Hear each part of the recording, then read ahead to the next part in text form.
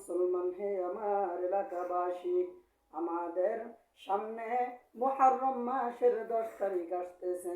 আজকে মুহররম মাসের 8 তারিখ, আগামী 2 দিন পরে মুহররম মাসের 10 তারিখ।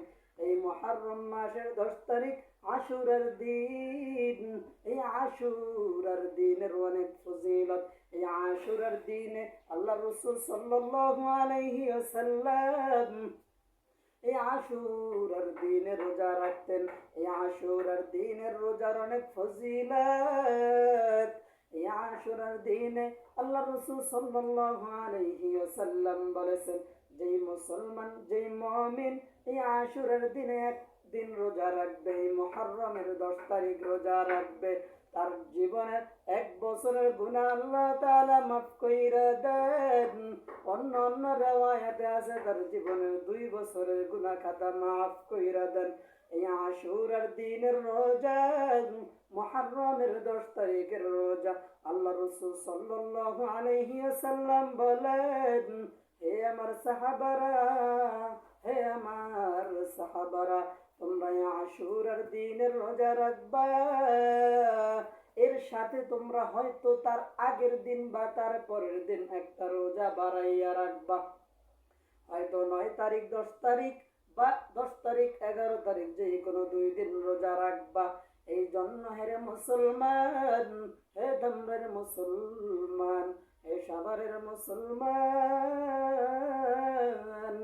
আগামী রোববার এই আশুরার দিন, মুহররমের 10 তারিখ আগামী রোববার। আর রোববারের পরে হয়েছে সোমবার। সোমবার রাসূল সাল্লাল্লাহু আলাইহি ওয়াসাল্লাম রোজা রাখতেন। প্রতি সোমবার রাসূল রোজা রাখতেন।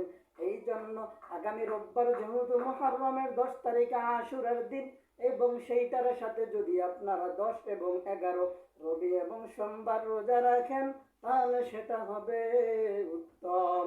আরে আমার দুনিয়ার মুসলমান, এই রোজা আমাদের প্রত্যেকের জন্য রাখতে হবে। আল্লাহ রাসূল সাল্লাল্লাহু আলাইহি ওয়াসাল্লাম নিজে রাখতেন এবং তার সাহাবায়ে কেরামদেরকে রাখার জন্য বলতেন।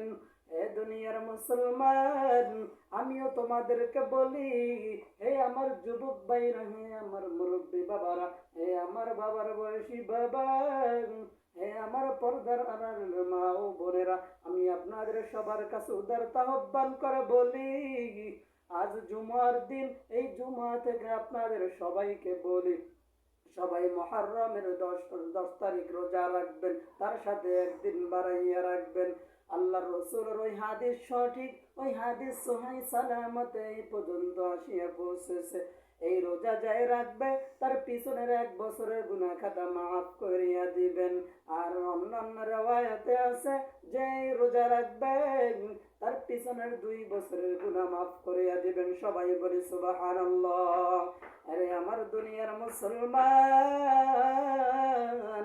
এই জন্য আমরা সবাই ভালোভাবে সহি শুদ্ধভাবে নিয়ত করিয়া এই মুহররমের রোজা রাখবো।